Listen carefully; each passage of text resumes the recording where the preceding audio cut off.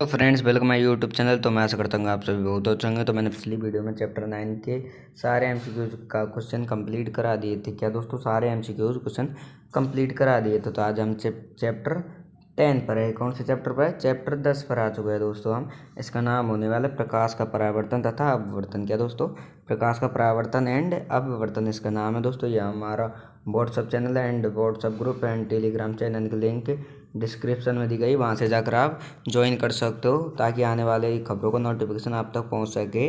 आप डिस्क्रिप्शन में जाना, वहाँ पर लिंक दी हुई है, उस पर क्लिक करना, आप ज्वाइन हो जाओगे। क्या दोस्तों? आप ज्वाइन हो जाओगे। तो जल्दी जुड़िए दोस्तों डीपी प्रो एजुकेशन आर्मी से। तो चलते वीडियो में आगे बढ़ते हैं। हाँ तो दोस्तों, इसी के साथ मैं आपके लिए आखिरी रणनीति क्वेश्चन बैंक लेकर आ चुका हूँ दोस्तों।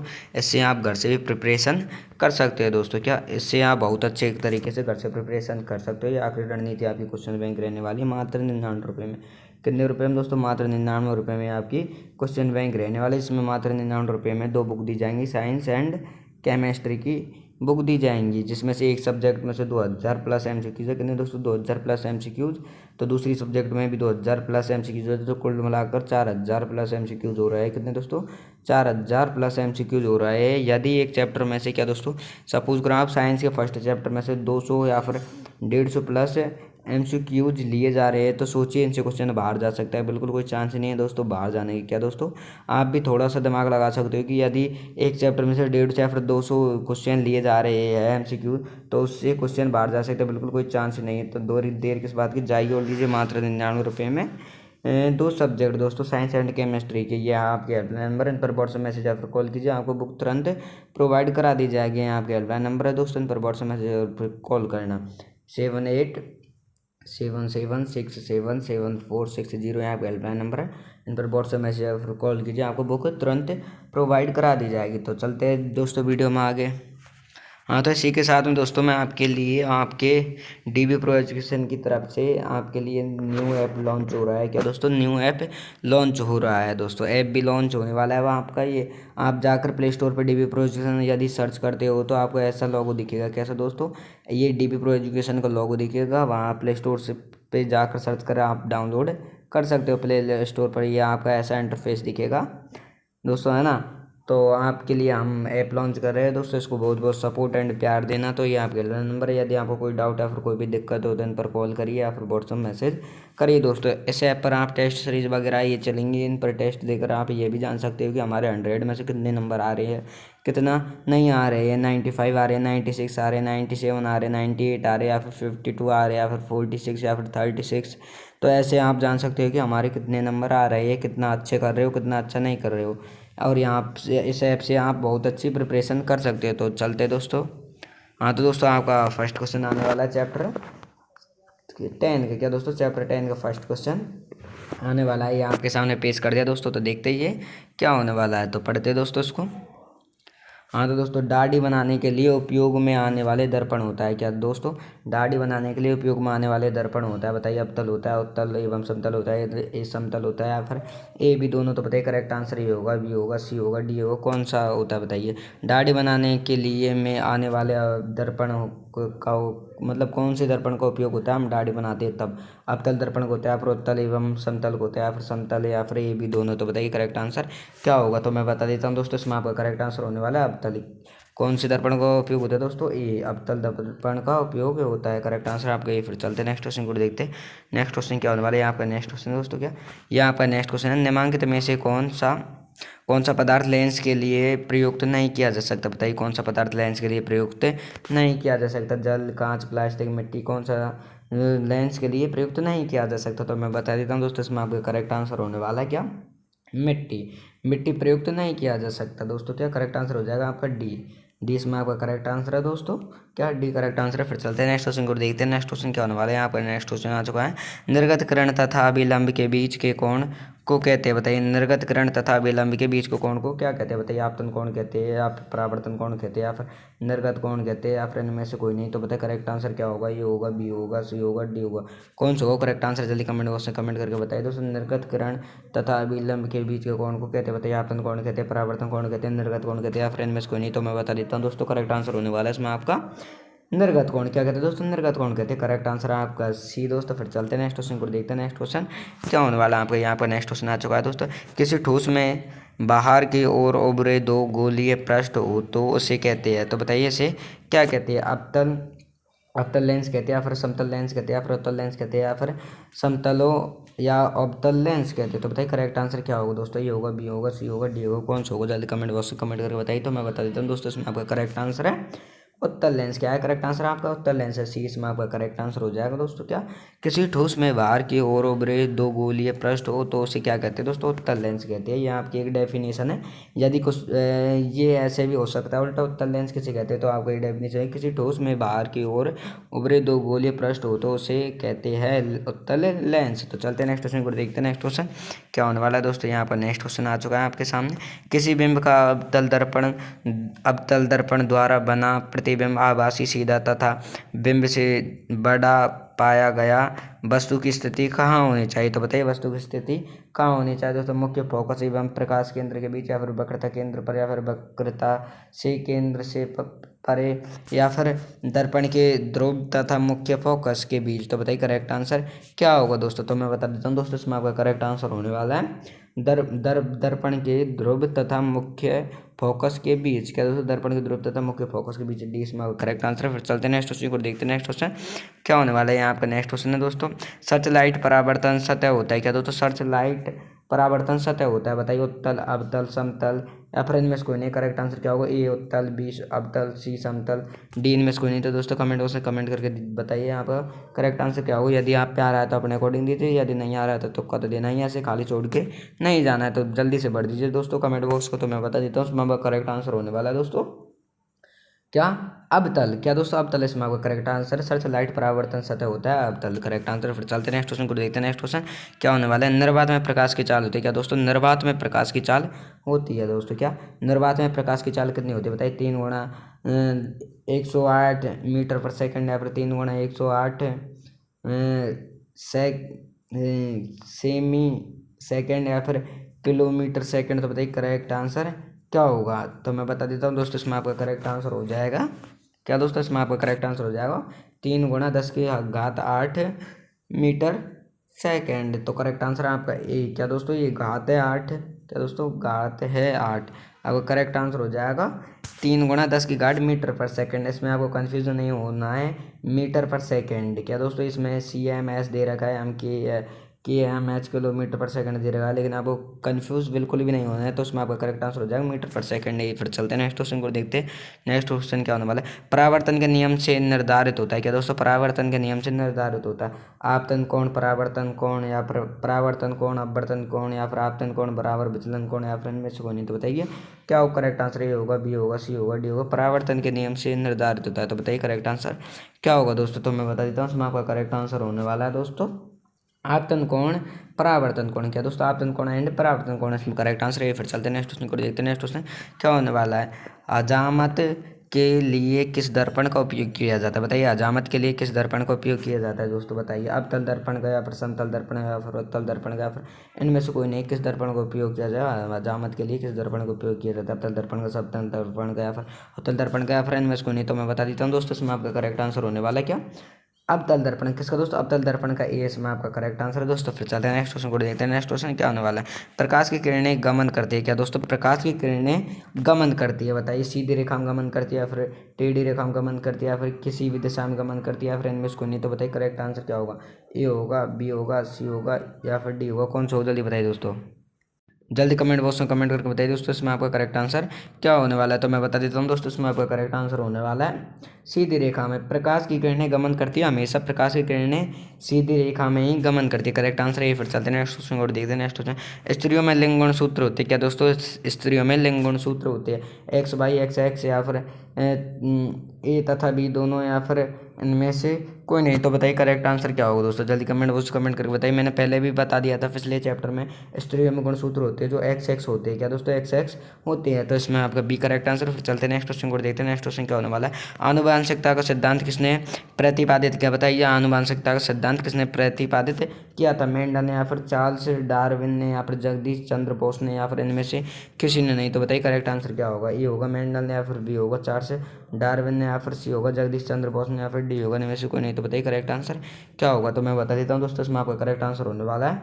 मेंडल ने। क्या दोस्तों करेक्ट आंसर मेंडल, इसमें आपका करेक्ट आंसर। फिर चलते हैं नेक्स्ट क्वेश्चन को देखते हैं। नेक्स्ट क्वेश्चन क्या होने वाले हैं यहाँ पे, नेक्स्ट क्वेश्चन है परिस्थितियों के कारण जीव अपने आप में जो परिवर्तन लाते हैं वह कहलाती है, बताइए क्या कहलाती है, अनुकूलन या फिर प्राकृतिक चयन या फिर पुनर्योग या फिर आनुवांशिक उत्परिवर्तन। तो बताइए करेक्ट आंसर क्या होगा, परिस्थितियों के कारण जीव अपने आप में जो परिवर्तन लाते हैं वह कहलाते हैं अनुकूलन या फिर प्राकृतिक चयन या फिर पुनर्योग या फिर आनुवांशिकता उत्परिवर्तन। तो बताइए करेक्ट आंसर क्या होगा। तो मैं बता देता हूँ दोस्तों, इसमें आपका करेक्ट आंसर होने वाला है अनुकूलन। क्या दोस्तों अनुकूलन, ए इसमें आपका करेक्ट आंसर है। फिर चलते हैं नेक्स्ट क्वेश्चन को देखते हैं। नेक्स्ट क्वेश्चन क्या होने वाला है, जो जीव अपने आप को परिस्थितियों के अनुसार परिवर्तित कर पाते हैं प्रकृति की यह घटना कहलाती है, बताइए प्रकृति की यह घटना क्या कहलाती है, आनुवंशिक विविधता या फिर आनुवंशिक पुनर्योग या फिर प्राकृतिक चयन या फिर इनमें से कोई नहीं। तो बताइए क्या कहलाती है, करेक्ट आंसर क्या होगा, ए होगा बी होगा सी होगा या फिर डी होगा। करेक्ट आंसर क्या होगा, जल्दी कमेंट बॉक्स से कमेंट करके बताइए। तो मैं बता देता हूँ दोस्तों, इसमें आपका करेक्ट आंसर होने वाला है प्राकृतिक चयन। क्या हो जाए करेक्ट आंसर, प्राकृतिक चयन इसमें आपका करेक्ट आंसर है। फिर चलते हैं नेक्स्ट क्वेश्चन और देखते हैं। नेक्स्ट क्वेश्चन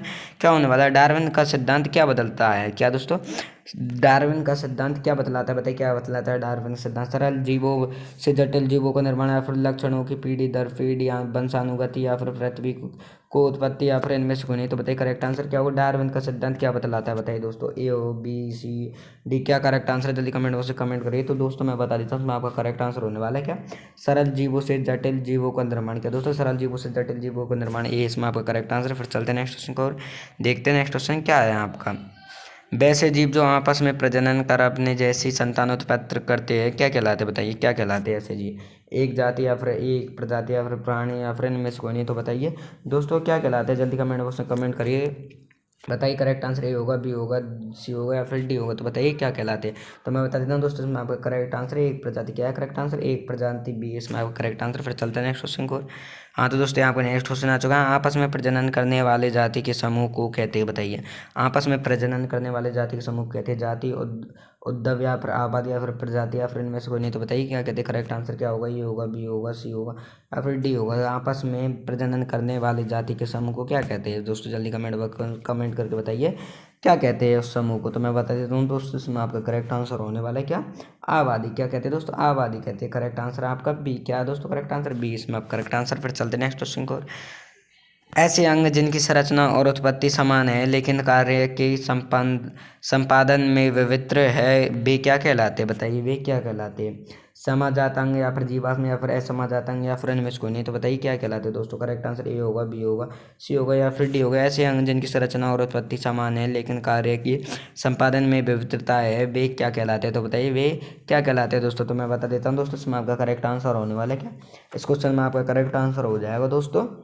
समझाता अंग। क्या दोस्तों समझाता अंग इसमें आपका ए इसमें आपका करेक्ट आंसर दोस्तों, क्या ए इसमें आपका करेक्ट आंसर। फिर चलते हैं नेक्स्ट क्वेश्चन को देखते हैं। नेक्स्ट क्वेश्चन क्या होने वाला है, यहाँ पर नेक्स्ट क्वेश्चन आ चुका है दोस्तों, जिस दर्पण में प्रतिबिंब सीधा और आकार में वस्तु के बराबर हो तो वह दर्पण है, बताइए कौन सा है वह दर्पण, जल्दी कमेंट बॉक्स में कमेंट करिए। ए अवतल दर्पण या फिर बी उत्तल दर्पण या फिर सी समतल दर्पण या फिर डी बेलनाकार दर्पण। जिस दर्पण में प्रतिबिंब सीधा और आकार में वस्तु के बराबर हो तो वह दर्पण है, बताइए क्या है वह दर्पण, जल्दी कमेंट बॉक्स में कमेंट करिए दोस्तों। अवतल दर्पण है या फिर उत्तल दर्पण है या फिर समतल दर्पण है या फिर बेलनाकार है। तो बताइए कमेंट बॉक्स में कमेंट करके क्या होगा राइट आंसर। तो मैं बता देता हूँ दोस्तों, इसमें आपका करेक्ट आंसर होने वाला है क्या, इसमें आपका करेक्ट आंसर है दोस्तों सी समतल दर्पण। क्या दोस्तों समतल दर्पण है इसमें आपका करेक्ट आंसर है, जिस दर्पण में प्रतिबिंब सीधा और आकार में वस्तु के बराबर हो वह दर्पण है। तो बताइए करेक्ट आंसर क्या होगा। हाँ तो दोस्तों बताइए इसमें आपका करेक्ट आंसर क्या होगा, बताइए अवतल दर्पण होगा, उत्तल दर्पण होगा, समतल दर्पण होगा, बेलनाकार दर्पण होगा। तो मैं बता देता हूँ दोस्तों, इसमें आपका करेक्ट आंसर क्या, समतल दर्पण है इसमें आपका सी करेक्ट आंसर है। फिर चलते नेक्स्ट क्वेश्चन को देखते हैं। नेक्स्ट क्वेश्चन क्या होने वाले हैं, आपका नेक्स्ट क्वेश्चन आ चुका है, एक गोले दर्पण की वक्रता त्रिज्या 40 सेमी है तो इसकी फोकस दूरी की बताइए, इसकी फोकस दूरी कितनी होगी, 40 सेमी होगी, 30 सेमी होगी या फिर 20 सेमी होगी या फिर 10 सेमी होगी। तो बताइए कितनी सेमी होगी इसकी फोकस दूरी। तो मैं बता देता हूँ दोस्तों, इसमें आपका करेक्ट आंसर होने वाला है क्या, कितनी सेमी होगी दोस्तों, इसमें आपका करेक्ट आंसर है 20 सेमी होगी, कितनी सेमी होगी 20 सेमी इसमें आपका करेक्ट आंसर दोस्तों। फिर चलते हैं नेक्स्ट क्वेश्चन को देखते हैं। नेक्स्ट क्वेश्चन क्या है आपका, किसी उत्तल लेंस के सामने 2f और अनंत के बीच कोई बिंब रखा गया, इनका प्रतिबिंब बनेगा। बताइए कैसे बनेगा इनका प्रतिबिंब। वास्तविक उल्टा और छोटा, या फिर वास्तविक उल्य और बड़ा, या फिर उभासी उल्टा और बड़ा, या फिर आभासी सीधा और बड़ा। तो बताइए करेक्ट आंसर क्या होगा इसमें। बताइए दोस्तों, ए होगा, बी होगा, सी होगा, डी होगा। तो बताइए करेक्ट आंसर क्या होगा दोस्तों, बताइए। किसी उत्तल लेंस के सामने 2f और अनंत के बीच कोई बिंब रखा गया है, इसका प्रतिबिंब बनेगा। बताइए इसका प्रतिबिंब कैसे बनेगा। वास्तविक उल्टा और छोटा, या फिर वास्तविक उल्टा और बड़ा, या फिर आभासी उल्टा और बड़ा, या फिर आभासी सीधा और बड़ा। तो बताइए करेक्ट आंसर क्या होगा दोस्तों। तो मैं बता देता हूँ दोस्तों, इसमें आपका करेक्ट आंसर होने वाला है क्या, वास्तविक उल्टा और छोटा। करेक्ट आंसर आपका ए। फिर चलते हैं नेक्स्ट क्वेश्चन को देखते हैं। नेक्स्ट क्वेश्चन क्या होने वाला है आपका। मुख्य अक्ष दर्पण के ध्रुव पर है, सॉरी, मुख्य अक्ष दर्पण के ध्रुव पर। तो बताइए करेक्ट आंसर क्या होने वाला। अभिलंब पर है, ध्रुव पर, अभिलंब पर है, 45 डिग्री के कोण पर झुका हुआ है, या फिर 180 डिग्री कोण पर झुका हुआ है, या फिर 135 डिग्री के कोण पर झुका हुआ है। तो बताइए कितने कोण पर झुका है। मुख्य अक्ष दर्पण के ध्रुव पर अभिलंब है, या फिर 45 डिग्री कोण पर झुका हुआ है, या फिर 180 डिग्री कोण पर झुका हुआ है, या फिर 135 डिग्री कोण पर झुका हुआ है। बताइए करेक्ट आंसर ये होगा, बी होगा, सी होगा, या फिर डी होगा। कौन सा होगा जल्दी कमेंट बॉक्स में कमेंट करके बताइए। तो मैं बता देता हूँ दोस्तों, इसमें आपका करेक्ट आंसर होने वाला है क्या, 45 डिग्री के कोण पर झुका है। क्या दोस्तों 45 डिग्री कोण पर झुका है। करेक्ट आंसर आपका बी। पर चलते नेक्स्ट क्वेश्चन को देखते हैं। नेक्स्ट क्वेश्चन क्या होने वाला है। यहाँ पर नेक्स्ट क्वेश्चन आ चुका है दोस्तों। कई लेंसों से बने एकल लेंस की उपयोगिता है। बताइए क्या है उपयोगिता। चश्मे के लेंस में, या फिर सूक्ष्मदर्शी के लेंस में, या फिर सभी प्रकार के लेंसों में, या फिर इनमें से कोई नहीं। बताइए क्या होने वाला। करेक्ट आंसर ये होगा, बी होगा, सी होगा, या फिर डी होगा। कई लेंसों से बने एकल लेंस की उपयोगिता है। चश्मे के लेंस में, या फिर सूक्ष्मदर्शी के लेंस में, या फिर सभी प्रकार के लेंस में, या फिर इनमें से कोई नहीं। तो बताइए दोस्तों इसमें आपका करेक्ट आंसर क्या होने वाला है। तो मैं बता देता हूँ इसमें आपका करेक्ट आंसर दोस्तों सूक्ष्मदर्शी के लेंस में। क्या दोस्तों सूक्ष्मदर्शी के लेंस में आपका करेक्ट आंसर होने वाला है इसमें बी। फिर चलते हैं नेक्स्ट क्वेश्चन को देखते हैं। नेक्स्ट क्वेश्चन क्या है। उत्तल दर्पण में बनने वाले प्रतिबिंब की प्रकृति है। बताइए उत्तल दर्पण में बनने वाले प्रतिबिंब की प्रकृति है। बताइए वास्तविक है, या फिर आभासी, या फिर वास्तविक तथा आभासी, या फिर इनमें से कोई नहीं। तो बताइए करेक्ट आंसर क्या होगा। ए होगा, बी होगा, सी होगा, या फिर डी होगा। कौन सा होगा करेक्ट आंसर जल्दी कमेंट बॉक्स में कमेंट करके बताइए। उत्तल दर्पण में बनने वाले प्रतिबिंब की प्रकृति है वास्तविक, या आभासी, या फिर वास्तविक तथा आभासी, या फिर इनमें से कोई नहीं। तो बताइए करेक्ट आंसर क्या होगा। तो मैं बता देता हूँ दोस्तों, इसमें आपका करेक्ट आंसर होने वाला है क्या, इस क्वेश्चन में हो जाएगा आपका करेक्ट आंसर दोस्तों बी आवासी। क्या दोस्तों 20 में आपका करेक्ट आंसर है आवासी। फिर चलते हैं नेक्स्ट क्वेश्चन को देखते हैं। नेक्स्ट क्वेश्चन क्या होने वाला है। यहाँ पर नेक्स्ट क्वेश्चन आ चुका है। फोकस पर अभिसारित करने वाला किरणपुंज परावर्तन के बाद समांतर किरणपुंज किस दर्पण में बदल जाता है। तो बताइए किस दर्पण में बदल जाता है। बताइए अवतल दर्पण में बदल जाता है, फिर उत्तल दर्पण में बदल जाता है, या फिर ए बी दोनों, या फिर इनमें से कोई नहीं। तो बताइए करेक्ट आंसर ए होगा, या फिर बी होगा, या फिर सी होगा, या फिर डी होगा। कौन सा करेक्ट आंसर जल्दी कमेंट बॉक्स में कमेंट करके बताइए। अवतल दर्पण होगा, उत्तल दर्पण होगा, या फिर ए बी दोनों होंगे, या फिर इनमें से कोई नहीं। तो बताइए करेक्ट आंसर क्या होगा। तो मैं बता देता हूँ दोस्तों, इसमें आपका करेक्ट आंसर होने वाला है इस क्वेश्चन में हो जाएगा आपका करेक्ट आंसर दोस्तों सी ए बी एंड दोनों बी दोनों करेक्ट आंसर है। अवतल दर्पण भी एंड उत्तल दर्पण भी करेक्ट आंसर है आपका इसमें सी। फिर चलते हैं नेक्स्ट क्वेश्चन को देखते हैं। नेक्स्ट क्वेश्चन क्या होने वाला है। वास्तविक वस्तु का आभासी प्रतिबिंब बनता है। तो बताइए वास्तविक वस्तु का आभासी प्रतिबिंब बनता है समतल दर्पण में, या फिर उत्तल दर्पण में, या फिर अवतल दर्पण में, या फिर इनमें से सभी दर्पण में। तो बताइए करेक्ट आंसर क्या होगा। वास्तविक वस्तु का आभासी प्रतिबिंब बनता है। तो बताइए किसमें बनता है, समतल दर्पण में, या फिर उत्तल दर्पण में, या फिर अवतल दर्पण में, या फिर इनमें से सभी। तो बताइए करेक्ट आंसर क्या होने वाला है दोस्तों, जल्दी कमेंट बॉक्स में कमेंट करिए। ए होगा करेक्ट आंसर, बी होगा, सी होगा, या फिर डी होगा। बताइए करेक्ट आंसर क्या होगा। वास्तविक वस्तु का आभासी प्रतिबिंब बनता है। बताइए समतल दर्पण में बनता है, उत्तल दर्पण में बनता है, या फिर अवतल दर्पण में बनता है, या फिर इनमें से कोई नहीं। तो बताइए करेक्ट आंसर क्या होगा। तो मैं बता देता हूँ दोस्तों, इसमें आपका करेक्ट आंसर होने वाला है इनमें से सभी में। क्या दोस्तों करेक्ट आंसर आपका इनमें से सभी। सॉरी इसमें आंसर पहले से ही दिख रहा था। तो ए भी करेक्ट आंसर समतल दर्पण में, एंड बी भी करेक्ट आंसर उत्तल दर्पण में, एंड सी भी करेक्ट आंसर अवतल दर्पण में। तो करेक्ट आंसर हो जाएगा आपका डी इनमें से सभी दर्पणों में करेक्ट आंसर है आपका डी। फिर चलते हैं नेक्स्ट क्वेश्चन को देखते हैं। नेक्स्ट क्वेश्चन क्या होने वाला है आपका। चलिए दोस्तों यहाँ पर नेक्स्ट क्वेश्चन है। तेल लगा कागज होता है। तो बताइए तेल लगा हुआ कागज होता है। बताइए पारदर्शक, या फिर अपारदर्शक, या फिर पारभाषक, या फिर इनमें से कोई नहीं। तो बताइए तेल लगा कागज कैसा होता है। बताइए ए करेक्ट आंसर है, या फिर बी है, या फिर सी, या फिर डी है। तो बताइए करेक्ट आंसर क्या है दोस्तों। पारदर्शक, या फिर अपारदर्शक, या फिर पारभाषक, या फिर इनमें से कोई नहीं। कैसा है जल्दी कमेंट बॉक्स में कमेंट करके बताइए। तो मैं बता देता हूँ दोस्तों, इसमें आपका करेक्ट आंसर होने वाला है क्या पारभाषा क्या करेक्ट आंसर, पारभाषा करेक्ट आंसर आपका सी। फिर चलते हैं नेक्स्ट क्वेश्चन को देखते हैं। नेक्स्ट क्वेश्चन क्या होने वाला है, यहाँ पर नेक्स्ट क्वेश्चन आ चुका है दोस्तों। क्या यहाँ पर नेक्स्ट क्वेश्चन आ चुका है, एक अवतल दर्पण में वस्तु की स्थिति ध्रुव और फोकस के बीच है तो इसका प्रतिबिंब है, तो बताइए इसका प्रतिबिंब कैसा है दोस्तों। वास्तविक और बड़ा होगा या फिर वास्तविक और छोटा होगा या फिर काल्पनिक और छोटा होगा या फिर काल्पनिक और बड़ा होगा, तो बताइए करेक्ट आंसर क्या होगा। बताइए दोस्तों, ए होगा, बी होगा, सी होगा या फिर डी होगा, कौन सा करेक्ट आंसर जल्दी कमेंट बॉक्स में कमेंट करके बताइए। एक अवतल दर्पण में वस्तु की स्थिति ध्रुव और फोकस के बीच है तो इसका प्रतिबिंब बताइए। वास्तविक और बड़ा होगा या फिर वास्तविक और छोटा होगा या फिर काल्पनिक और छोटा होगा या फिर काल्पनिक और बड़ा होगा, तो बताइए दोस्तों करेक्ट आंसर क्या होगा। जल्दी कमेंट बॉक्स में कमेंट करिए तो मैं बता देता हूँ दोस्तों इसमें आपका करेक्ट आंसर है क्या, काल्पनिक और बड़ा होगा। कैसे होगा दोस्तों, काल्पनिक और बड़ा होगा। डी इसमें आपका करेक्ट आंसर दोस्तों क्या है, करेक्ट आंसर डी इसमें आपका करेक्ट आंसर। एंड ए भी गलत है, बी भी गलत है, सी भी गलत है, करेक्ट आंसर आपका डी। फिर चलते हैं नेक्स्ट क्वेश्चन को देखते हैं। नेक्स्ट क्वेश्चन क्या होने वाला है बताइए। डायोप्टर उस लेंस की क्षमता है होती है जिसकी फोकस दूरी क्या, डायोप्टर उस लेंस की क्षमता होती है जिसकी फोकस दूरी 1 सेमी होती है या फिर 2 सेमी होती है या फिर 3 सेमी होती है या फिर 1 सेमी होती है, 2 सेमी होती है, 2 सेमी होती है या 2 सेमी होती है या फिर 1 मीटर होती है। लेकिन मेरे से पूरा क्वेश्चन ही गलत हो रहा है।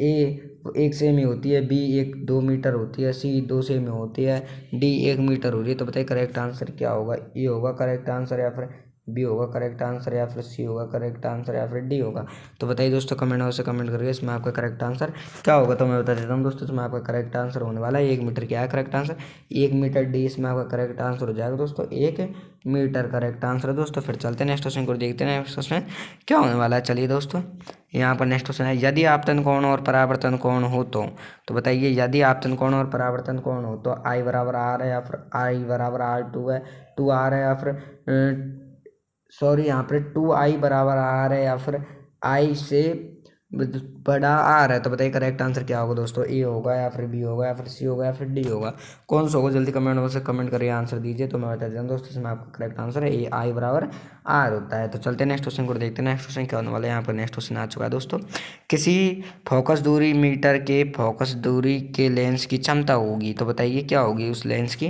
क्षमता। बताइए 1/f मतलब 1/, फोकस दूरी m या फिर फोकस दूरी होगी या फिर 1/p होगी, डायोप्टर या फिर डायोप्टर होगी सिंगल, तो बताइए करेक्ट आंसर ए होगा, बी होगा, सी होगा, डी होगा, कौन सा करेक्ट आंसर। जल्दी कमेंट बॉक्स में कमेंट करिए दोस्तों तो मैं बताती हूँ इसमें आपका करेक्ट आंसर है ए 1/, फोकस दूरी क्या दोस्तों 1/, फोकस दूरी करेक्ट आंसर है। फिर चलते हैं नेक्स्ट क्वेश्चन को देखते हैं नेक्स्ट क्वेश्चन क्या है। हवा में टंकी वस्तु को पानी के अंदर से पानी की सतह के लंबवत देखने पर इस वस्तु का प्रतिबिंब वस्तु से होगी, तो बताइए करेक्ट आंसर क्या होगा इसमें। अधिक दूर या फिर कम दूर या फिर समान दूर या फिर डी इनमें से कोई नहीं, तो बताइए करेक्ट आंसर ए होगा या फिर बी होगा या फिर सी होगा या फिर डी होगा, कौन सा करेक्ट आंसर। वैसे हवा में टंकी वस्तु को पानी के अंदर से पानी की सतह के लंबवत देखने पर इस वस्तु का प्रतिबिंब वस्तु से होगी, तो बताइए क्या होगी। अधिक दूर हो गया फिर कम दूर हो गया समान दूर हो गया फिर इनमें से कोई नहीं होगी, तो बताइए करेक्ट आंसर क्या होगा। तो मैं बता देता हूँ दोस्तों इसमें आपका करेक्ट आंसर है ए अधिक दूर। क्या दोस्तों अधिक दूर, ये इसमें आपका करेक्ट आंसर। फिर चलते हैं नेक्स्ट क्वेश्चन को देखते हैं नेक्स्ट क्वेश्चन क्या है।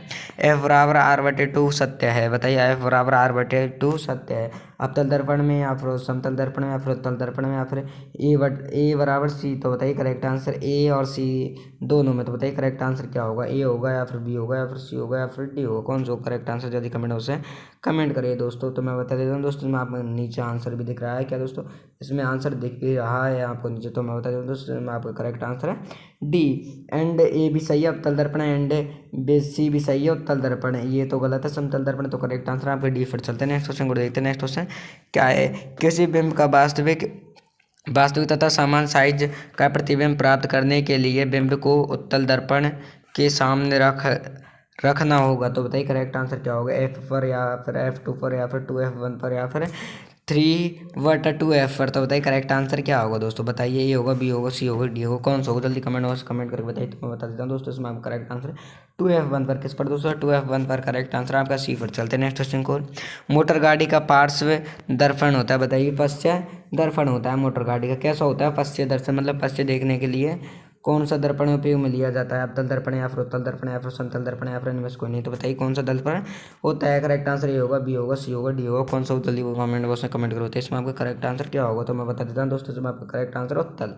क्या है करेक्ट आंसर, 20 में आपका करेक्ट आंसर हो जाएगा उत्तल, है ना। तो फिर चलते हैं नेक्स्ट क्वेश्चन को देखते हैं। नेक्स्ट क्वेश्चन क्या होने वाला है यहाँ पर। नेक्स्ट क्वेश्चन है हीरा का अपवर्तनांक होता है क्या दोस्तों, हीरा का अपवर्तनांक होता है। बताइए हीरा का अपवर्तनांक कितना होता है, 1.77 या फिर 1.4 या फिर 1.44 या फिर 2.42 होता है। बताइए करेक्ट आंसर क्या होगा दोस्तों, ए 1.77 या फिर बी 1.4 या फिर सी 1.44 या फिर 2.42। हीरे का अपवर्तनांक कितना होता है, तो मैं बता देता हूँ दोस्तों, आपका करेक्ट आंसर है डी। क्या है करेक्ट आंसर, 2.42 होता है। फिर चलते हैं नेक्स्ट क्वेश्चन। एल्कोहल का अपवर्तनांक है क्या दोस्तों, एल्कोहल का अपवर्तनांक है, एल्कोहल का अपवर्तनांक क्या है बताइए, 1.33 या फिर 1.65 या फिर 1.36 या फिर 1.31 एल्कोहल का अपवर्तनांक है। बताइए क्या होगा एल्कोहल का अपवर्तनांक, तो मैं बता देता हूँ दोस्तों, एल्कोहल का अपवर्तनांक होता है 1.36 एल्कोहल का अपवर्तनांक होता है। तो करेक्ट आंसर आपका सी। फिर चलते हैं नेक्स्ट क्वेश्चन को। एक अवतल दर्पण में ध्रुव और फोकस के बीच रखी वस्तु का प्रतिबिंब बनता है। बताइए बस बीच रखी वस्तु का प्रतिबिंब कैसे बनता है, बड़ा वास्तविक या फिर बड़ा आभासी या फिर छोटा वास्तविक या फिर छोटा आभासी। तो बताइए करेक्ट आंसर क्या होगा, ए होगा, बी होगा, सी होगा या फिर डी होगा, कौन सा होगा करेक्ट आंसर, जल्दी कमेंट बॉक्स में कमेंट करिए। एक अवतल दर्पण में ध्रुव और फोकस के बीच रखी वस्तु का प्रतिबिंब बनता है, बड़ा वास्तविक, बड़ा आभासी, छोटा वास्तविक या फिर छोटा आभासी। तो बताइए करेक्ट आंसर क्या होगा दोस्तों, ए होगा, बी होगा, सी होगा, डी होगा, कौन सा होगा करेक्ट आंसर, जल्दी कमेंट बॉक्स में कमेंट करिए। तो मैं बता देता हूँ दोस्तों, इसमें आपका करेक्ट आंसर होने वाला है बड़ा आभासी। क्या दोस्तों, बड़ा आभासी आपका करेक्ट आंसर है, इसमें आपका बी। फिर चलते हैं नेक्स्ट क्वेश्चन को देखते हैं। नेक्स्ट क्वेश्चन क्या होने वाला है, द्विअवतल लेंस को कहा जाता है। बताइए द्विअवतल लेंस को क्या कहा जाता है, अपसारी लेंस कहा जाता है, अभिसारी लेंस कहा जाता है, ये भी दोनों कहा जाता है या फिर उपरोक्त कथन सत्य है। तो बताइए करेक्ट आंसर, ए होगा, बी होगा, सी होगा या फिर डी होगा, क्या होगा, तो बताइए करेक्ट आंसर। तो मैं बता देता हूँ दोस्तों, इसमें आपका करेक्ट आंसर होने वाला है दोस्तों अपारसी लेंस। क्या दोस्तों, द्विअवतल लेंस को क्या कहा जाता है, अपारसी लेंस कहा जाता है द्विअवतल लेंस को। तो चलते हैं नेक्स्ट क्वेश्चन को। सिनेमा के पर्दे पर किस प्रकार का प्रतिबिंब बनता है। तो बताइए सिनेमा देखने जाते होंगे आप, तो उस पर किस प्रकार का, पर्दे पर किस प्रकार का प्रतिबिंब बनता है, वास्तविक प्रतिबिंब या फिर आभासी प्रतिबिंब या फिर ये भी दोनों या फिर इनमें से होने किस प्रकार का प्रतिबिंब बनता है। तो जल्दी बताइए दोस्तों कमेंट बॉक्स में कमेंट करके कि किस प्रकार का प्रतिबिंब बनता है। तो मैं बता देता हूँ दोस्तों, इसमें आपका करेक्ट आंसर होने वाला है क्या, वास्तविक प्रतिबिंब बनता है। कैसे प्रतिबिंब बनता है दोस्तों, वास्तविक प्रतिबिंब बनता है, करेक्ट आंसर आपका ये। फिर चलते हैं नेक्स्ट क्वेश्चन को देखते हैं। नेक्स्ट क्वेश्चन क्या है, उत्तल लेंस की क्षमता होती है दोस्तों, क्या उत्तल लेंस की क्षमता होती है, धनात्मक होती है उत्तल लेंस क्षमता या फिर ऋणात्मक होती है या फिर शून्य होता है या फिर इनमें से कोई नहीं। उत्तल लेंस की क्षमता क्या होती है, ए होगा करेक्ट आंसर, बी होगा, सी होगा या फिर डी होगा। उत्तल लेंस की क्षमता कैसी होती है, धनात्मक, ऋणात्मक, शून्य या फिर इनमें से कोई नहीं। उत्तल लेंस की क्षमता क्या होती है, तो मैं बता देता हूँ दोस्तों, इसमें आपका करेक्ट आंसर होने वाला है धनात्मक। उत्तल लेंस की क्षमता कैसी होती है दोस्तों, धनात्मक होती है, करेक्ट आंसर आपका ये। फिर चलते हैं नेक्स्ट क्वेश्चन को। परावर्तन के बाद समांतर किरण पुंज में बदल जाता है, अवतल दर्पण, उत्तल दर्पण या फिर ए बी दोनों या फिर इनमें से कोई नहीं। तो बताइए अब इसमें आपका करेक्ट आंसर क्या होगा, अवतल दर्पण होगा, उत्तल दर्पण होगा, फिर ए बी दोनों या फिर इनमें से कोई नहीं। परावर्तन के बाद समांतर किरण पुंज में बदल जाता है, तो बताइए करेक्ट आंसर क्या होगा, ए होगा, बी होगा, सी होगा या फिर डी होगा, कौन सा करेक्ट आंसर, जल्दी कमेंट बॉक्स में कमेंट करके बताइए। तो मैं बता दें दोस्तों, इसमें आपका करेक्ट आंसर है सी, अवतल दर्पण भी है, उत्तल दर्पण भी है, करेक्ट आंसर अवतल दर्पण और उत्तल दर्पण। तो इसमें आपका राइट आंसर हो जाएगा सी, ए बी दोनों। तो चलते नेक्स्ट क्वेश्चन को। आई बराबर आर नहीं लागू होता, बताइए आर, आई बराबर आर किस में लागू नहीं होता है। बताइए समांतर समतल दर्पण पर या फिर अवतल दर्पण पर या फिर उत्तल दर्पण पर, यार इनमें से कोई नहीं। तो बताइए किस पर लागू नहीं होता है, तो मैं बता देता हूँ दोस्तों, इसमें आपका करेक्ट आंसर डू, इनमें डी इसमें आपका करेक्ट आंसर है, इनमें से कोई नहीं। तो चलते नेक्स्ट क्वेश्चन को देखते हैं। नेक्स्ट क्वेश्चन क्या होने वाला है आपका, किसी गोलीय दर्पण तथा किसी पतले गोलीय लेंस दोनों की फोकस दूरी 15 सेमी है, दर्पण तथा लेंस समवत होगा।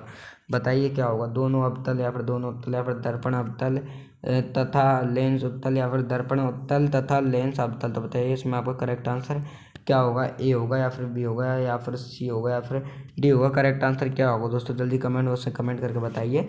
किसी गोलीय दर्पण तथा किसी पतले गोलीय लेंस दोनों की फोकस दूरी 15 सेमी है, दर्पण तथा लेंस संभव होगा। तो बताइए किसमें संभव होगा, मैं बता देता हूँ दोस्तों, इसमें आपका करेक्ट आंसर होने वाला है क्या, इसमें आपका करेक्ट आंसर होने वाला है दोनों अवतल। क्या दोनों अवतल है, इसमें आपका करेक्ट आंसर। फिर चलते हैं नेक्स्ट क्वेश्चन को।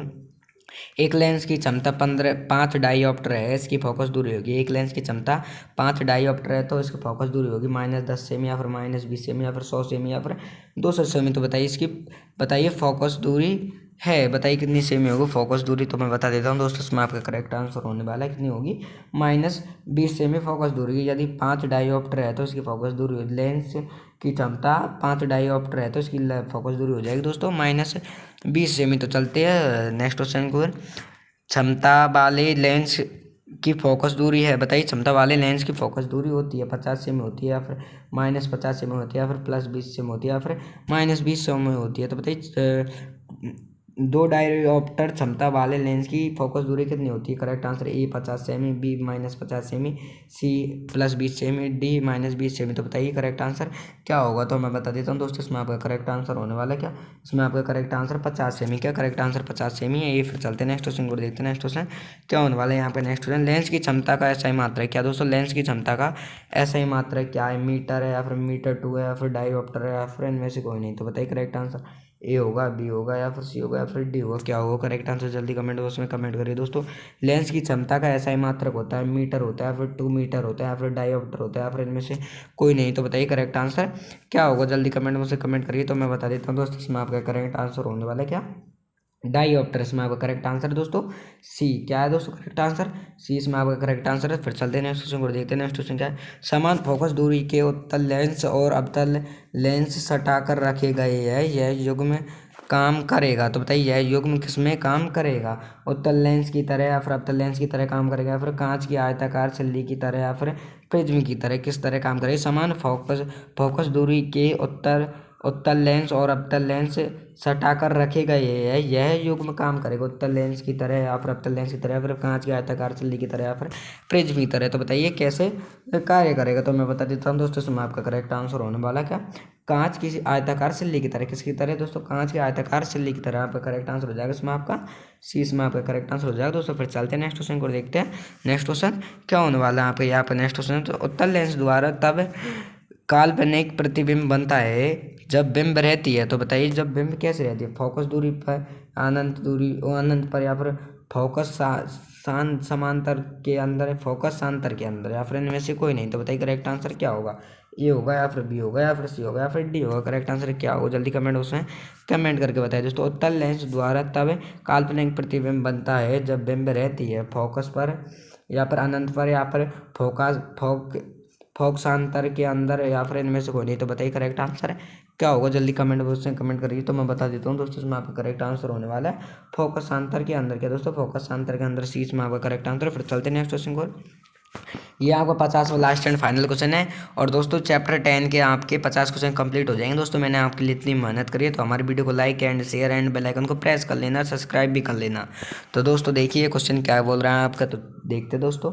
उत्तल लेंस में जब बिंब फोकस एवं लेंस के बीच रखी जाती है तब प्रतिबिंब बनता है। बताइए ए काल्पनिक और सीधा, बी काल्पनिक और उल्टा, सी वास्तविक और उल्टा, डी वास्तविक और सीधा। तो बताइए करेक्ट आंसर क्या होगा। उत्तल लेंस में जब बिंब फोकस एवं लेंस के बीच रखी जाती है तब प्रतिबिंब बनता है। बताइए ए काल्पनिक और सीधा, बी काल्पनिक और उल्टा, डी सी वास्तविक और उल्टा, डी वास्तविक और सीधा। तो बताइए करेक्ट आंसर क्या होगा दोस्तों। ए होगा करेक्ट आंसर, या फिर बी होगा करेक्ट आंसर, या फिर सी होगा करेक्ट आंसर, या फिर डी होगा करेक्ट आंसर। क्या होगा जल्दी कमेंट बॉक्स में कमेंट करके बताइए दोस्तों। तो मैं बता देता हूँ दोस्तों, इसमें आपका करेक्ट आंसर होने वाला लास्ट एंड फाइनल क्वेश्चन है ए करेक्ट आंसर हो जाए, काल्पनिक और सीधा करेक्ट आंसर है दोस्तों। क्या है ए इसमें आपका करेक्ट आंसर है दोस्तों। क्या है करेक्ट आंसर, ए इसमें आपका करेक्ट आंसर है काल्पनिक और सीधा। उत्तल लेंस में जब बिंब फोकस एवं लेंस के बीच रखी जाती है तब प्रतिबिंब बनता है। तो बताइए कैसे बनता है, काल्पनिक और सीधा बनता है। आपका करेक्ट आंसर दोस्तों ए।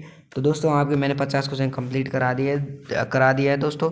तो दोस्तों हम मिलते हैं अब नेक्स्ट वीडियो में, तब तक के लिए हमारे चैनल को subscribe and bell icon press कर लेना, ताकि आने वाली वीडियो को नोटिफिकेशन आप तक पहुंच सके। तो दोस्तों मिलते हैं नेक्स्ट वीडियो में, चलते हैं फिर।